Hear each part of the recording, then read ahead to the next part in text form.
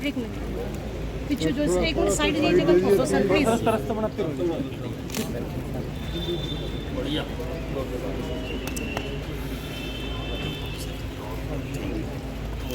Sir थोड़ा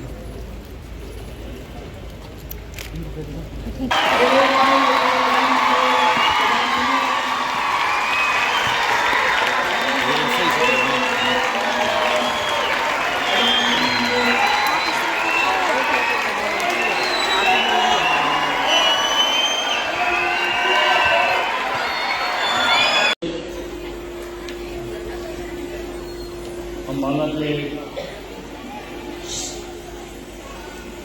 SP विशनजीत Singh Randhawa, यहाँ के एसडीएम शिवाजी, खेल विभाग के अन्य अधिकारीगण और जिम्नास्टिक क्लब के चेयरमैन अभिनंदन बीच, अन्य पदाधिकारीगण और खिलाड़ी, उपस्थित बच्चों, आज जिस प्रकार से बीटा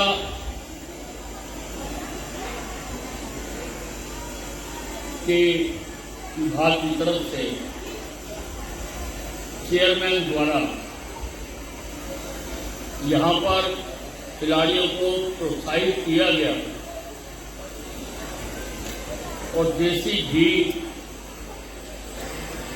उनको दिया गया, जिस दिन देश की सारी जनता अपना ये दायित्व समझ लेगी, उस दिन हिंदुस्तान के बच्चे दुनिया के हर बच्चों से हर खेल में आगे बढ़े।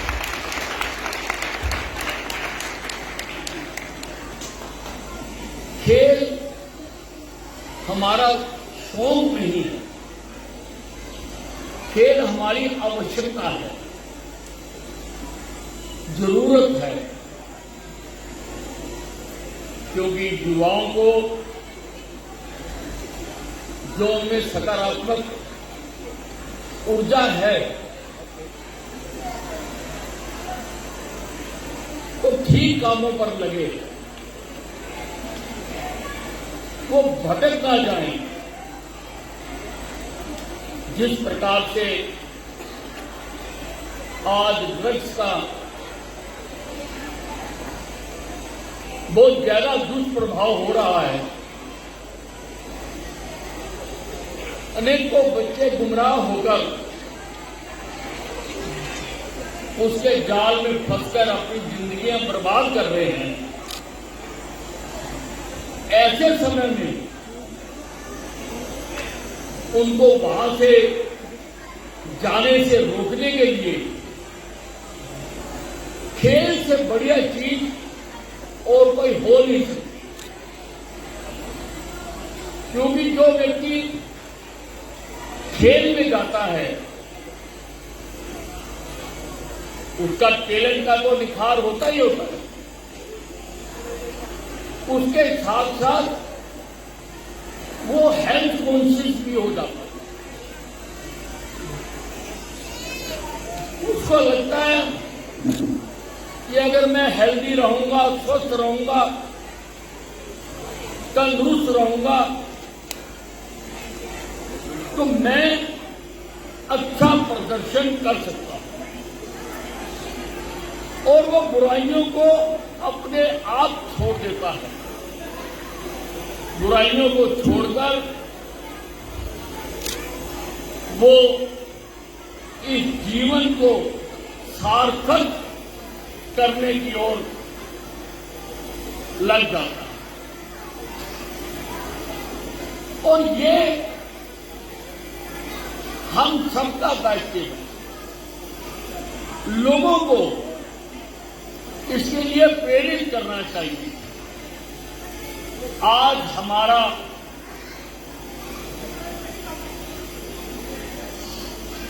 सैंतीसवें नेशनल गेम में खेलकर ये बच्चा 3 गोल्ड मेडल लेकर आया।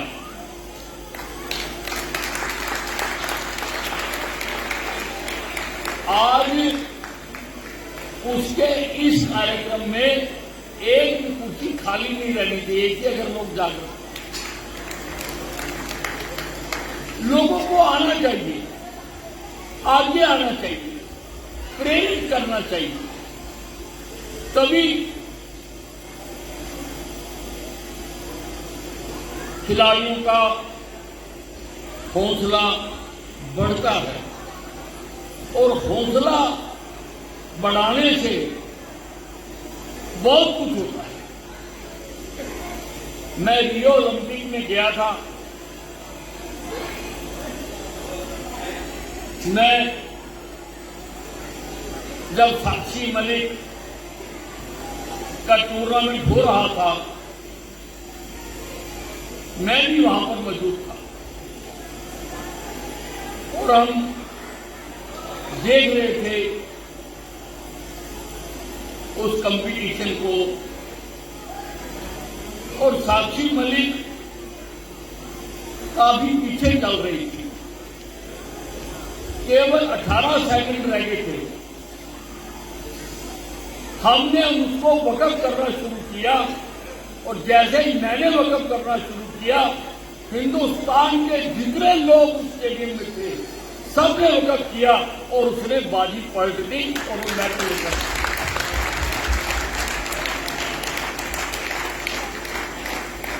हमें खिलाड़ियों को प्रोत्साहित करना चाहिए। मैं जब खेल मंत्री था, मैंने खेल नीति बनाई थी और मैंने सारे खिलाड़ियों को बुलाया। मैंने कहा कि आप बताओ कि हम इस खेल नीति में क्या डालें। खिलाड़ियों ने कहा कि पहले तो हम आपका धन्यवाद करना चाहते हैं, क्योंकि शायद किसी सरकार ने पहली बार हमारे से बुलाकर पूछा है कि खेल नीति कैसी बननी। हमने हर खिलाड़ी को बोलने का मौका दिया। मैराथन मीटिंग हुई सुबह से लेकर रात तक।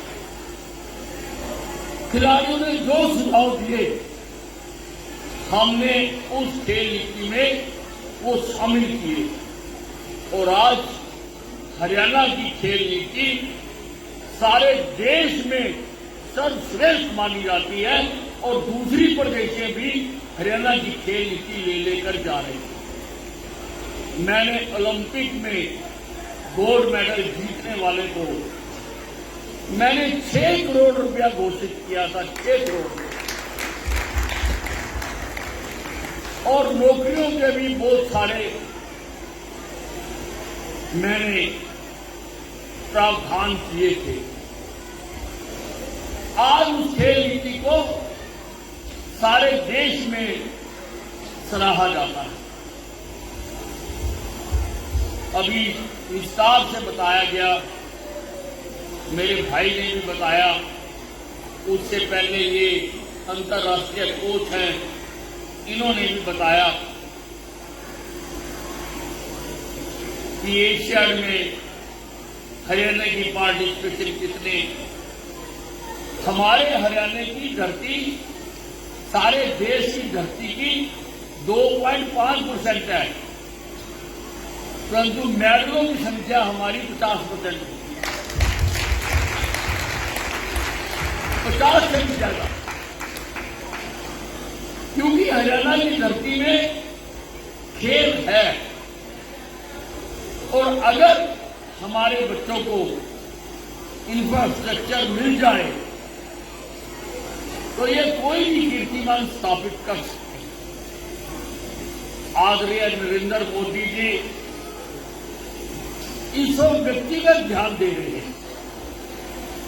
मैं देखता हूं, मैं भी ट्विटर पर हूं, कोई भी खिलाड़ी किसी भी गेम का जब कोई मेडल हासिल करता है तो मुबारकबाद का सबसे पहला ट्वीट प्रधानमंत्री जी का आता है। प्रधानमंत्री जी सबसे पहले मुबारकबाद देते और एशियन में गए तब भी सारों से मिले, सबकी पीठ पर दबाई। हर गेम में हर खिलाड़ी को नरेंद्र मोदी जी प्रोत्साहित करते हैं। उसी प्रकार से हरियाणा में हमारे मुख्यमंत्री मनोहर लाल जी, जिनके पास आजकल खेल विभाग भी है, खिलाड़ियों के लिए खजाने का ताला खोल देते हैं, ताला खोल देते। खिलाड़ियों को प्रोत्साहित करने के लिए पूरी तरह से वो तैयार रहते हैं। अंबाला छावनी में भी हमारा ये मानना है कि अगर इंफ्रा मिले तो खिलाड़ी कमाल दिखा सकते हैं। हमारे खिलाड़ी भी दुनिया भर के किसी खिलाड़ी से कम नहीं है। मैंने ये जिम्नास्टिक हॉल का पुनर्निर्माण करवाकर दिया, अंतर्राष्ट्रीय स्तर का इक्विपमेंट लाकर दिया। आज राष्ट्रीय स्तर की खेलें भी यहां होंगी, खेलो इंडिया यहीं पर हुआ। मैंने अंतर्राष्ट्रीय स्तर का ऑल वेदर स्विमिंग पूल बनाकर दिया। मैंने फीफा को उत्तरी भारत में, दिल्ली को छोड़ दो, फीफा अप्रूव्ड स्टेडियम केवल अंबाला छावनी का। अंबाला छावनी में बहुत ज्यादा फुटबॉल था, जहां पर मोहन बेगान को भी हराया हुआ। यहां पर इतने बड़े बड़े मुकाबले होते थे, हम भी स्कूल से भागकर आकर वो मुकाबले देखने के लिए घुस जाया करते। पैर रखने की जगह नहीं होती। वो जो भीड़ होती थी उसको देखकर ही खिलाड़ी दौड़ता। अब मैं उम्मीद करता हूं कि हमने ये अंतर्राष्ट्रीय स्तर का स्टेडियम बनाकर दिया। खिलाड़ी अब फुटबॉल दोबारा उसी यौवन पर आएगा जिस यौवन पर वो पहले था। मैंने बैडमिंटन हॉल बनाकर दिया, योगशाला भी बनाकर दी। अब योग को भी खेलों में हमारी सरकार ने शामिल कर दिया। योग भी अब खेलों में शामिल है। बच्चों, जितना खेल में कैरियर है, कोई मुकाबला और चीज नहीं करता। कोई बड़ी से बड़ी नौकरी लग जाए, रिटायरमेंट तक भी 6 करोड़ रुपए जमा नहीं कर सकता। 6 करोड़ रुपए जमा नहीं कर सकता। और इसमें दिन रात अगर मेहनत करे तो कोई भी ओलंपिक में जाके गोल्ड ला सकता और 6 करोड़ रुपया हासिल कर सकता।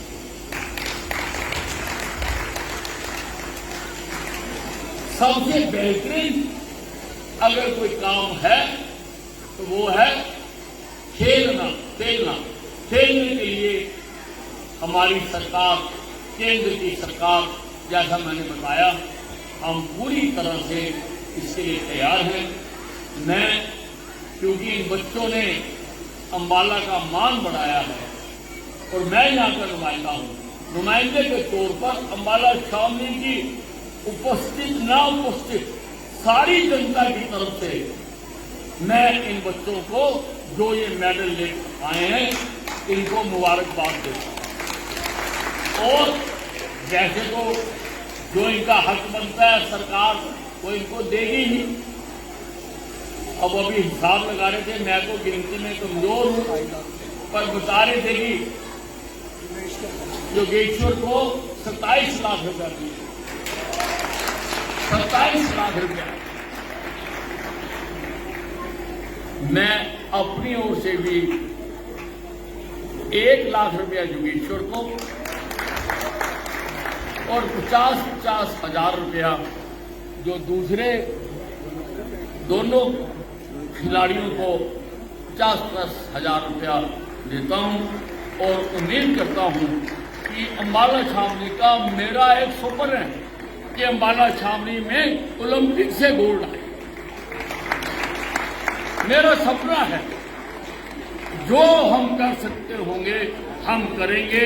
हमारी सरकार एक कदम भी पीछे नहीं रहेगी, आपके साथ है। मेहनत करिए, हमने इंफ्रास्ट्रक्चर बना दिया, इनका पूरा लाभ उठाइए।